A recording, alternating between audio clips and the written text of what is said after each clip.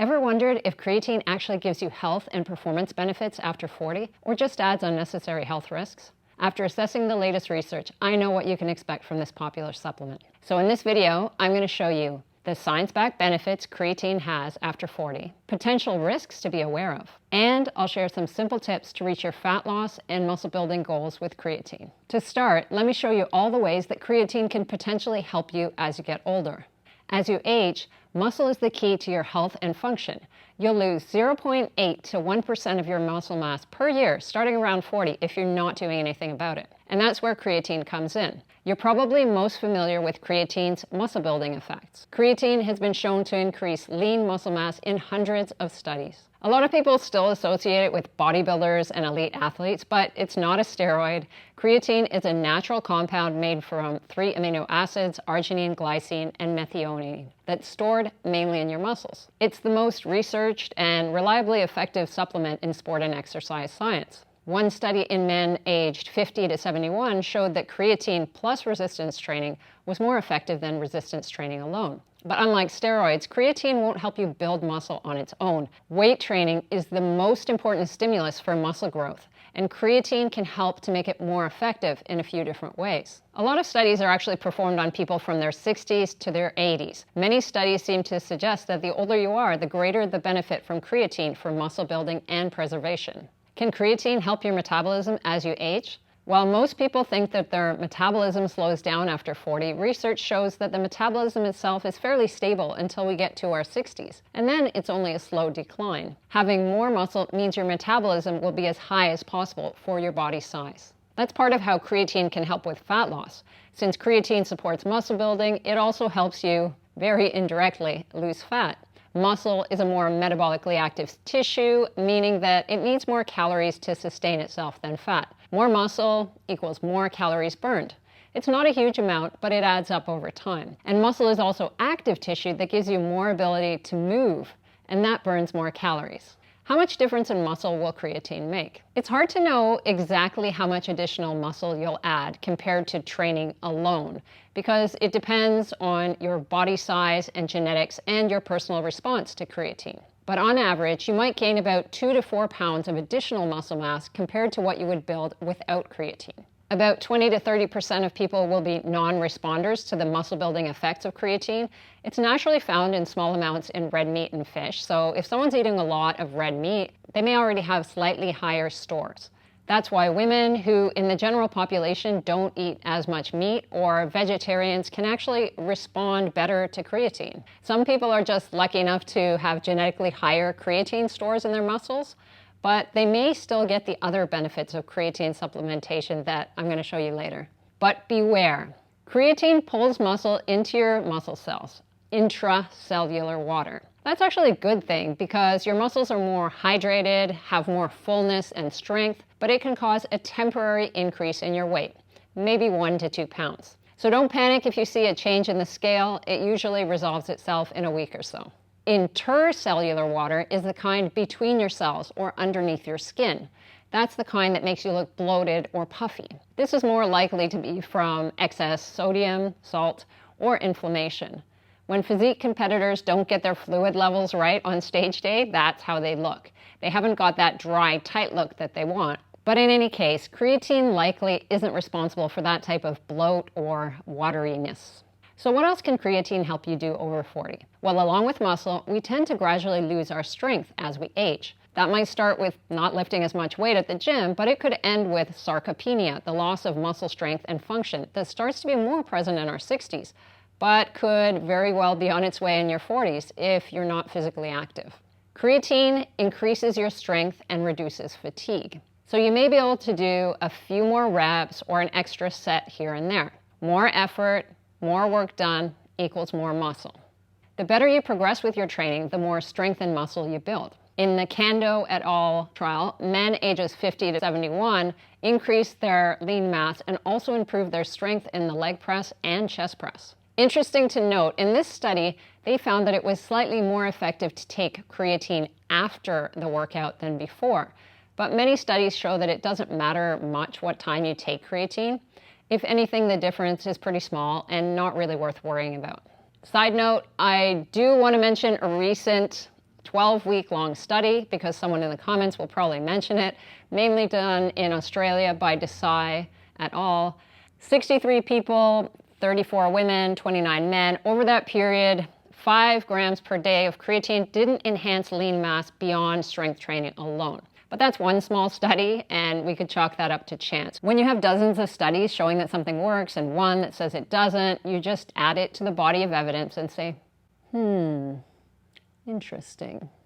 Now, one of the things you might have noticed as you've gotten older is that your recovery isn't as good as it used to be. Whether it's recovery from a weight training workout or a long game of tennis with a friend, it doesn't feel the same.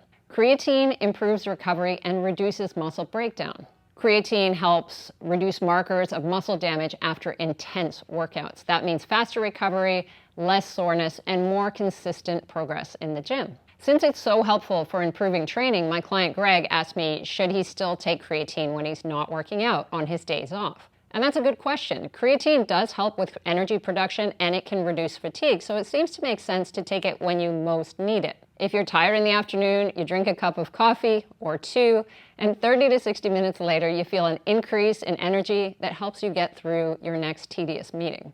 But what happens with creatine is a more long-term effect. There's no real reason to cycle off creatine. Again, it's not a steroid. Think of it more like a daily multivitamin. I've personally been taking it daily for over a year, apart from when I was on vacation. You can skip creatine when you're traveling just for convenience because it takes about 1 to 2 weeks for your creatine muscle stores to start declining. If you stop taking creatine completely, most people will be back to pre-creatine levels in about 4 weeks, with pretty much everyone down to their baseline in 6 weeks. How should you take creatine and how much? When I first took creatine as a teen athlete in karate, we always used a loading phase of 20 grams per day for 5 days, and then went to a maintenance dose of 5 grams daily after that. Some creatine packaging will still have that loading period in the instructions.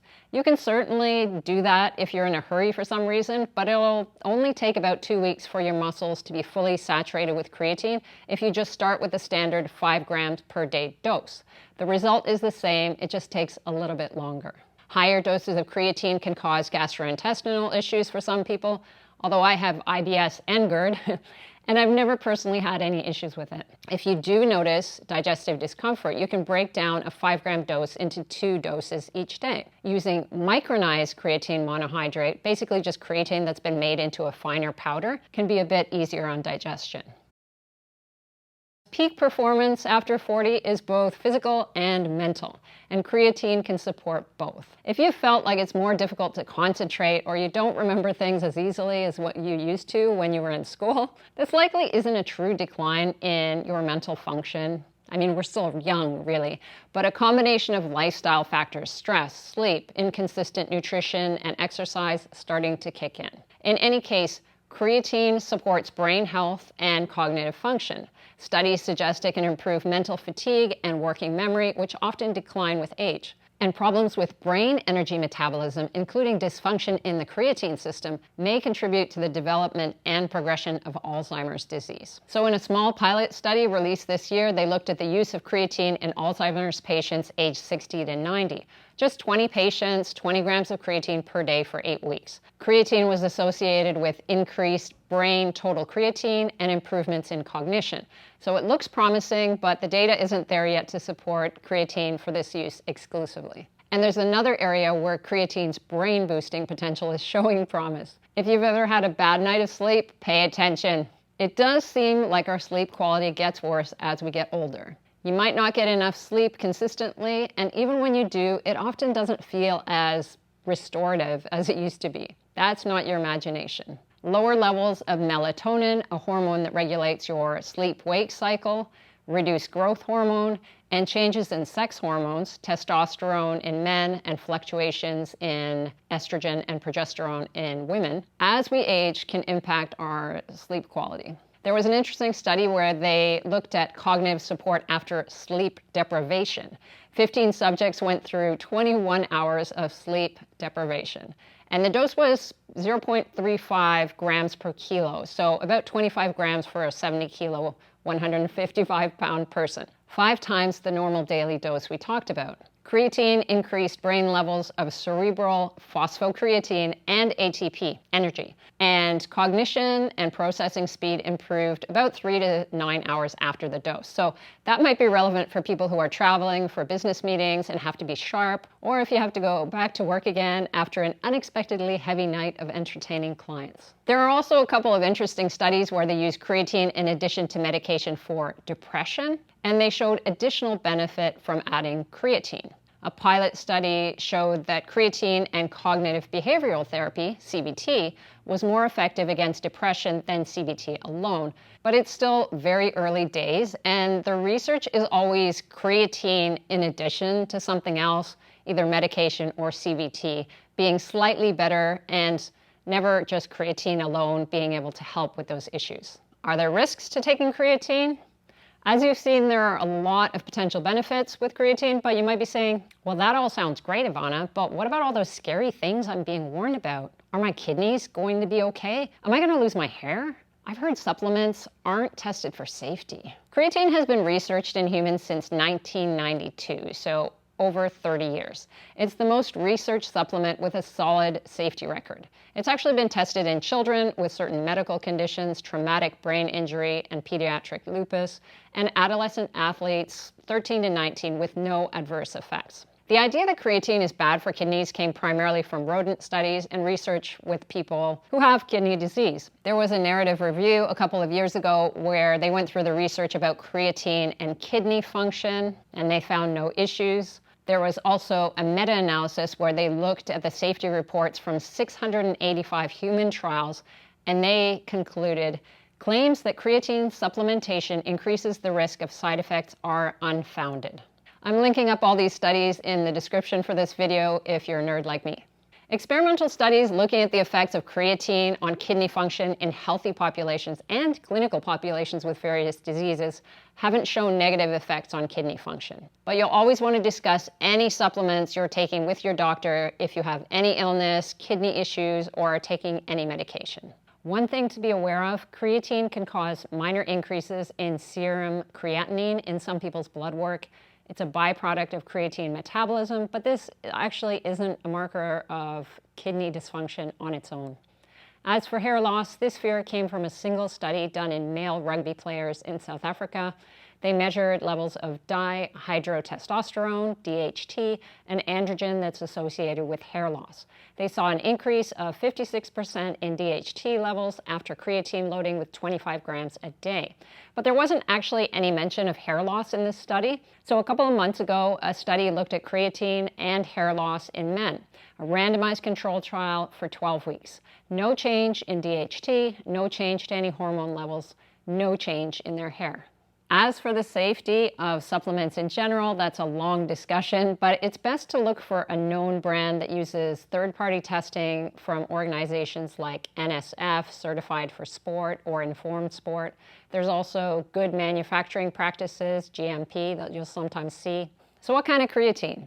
Only choose creatine monohydrate. That's the one that's well studied. Don't believe the marketing hype. Other forms like creatine hydrochloride, creatine ethyl ester, and buffered creatine haven't been shown to be equal, much less better than creatine monohydrate. So yes, creatine can help you build muscle and strength, stay sharp, and recover better in your 40s and beyond without bloating, baldness, or kidney issues. But it isn't a shortcut to muscle building or fat loss. It just supplements the work that you're doing. To maximize your metabolism and burn more fat, you'll need the steps in this video.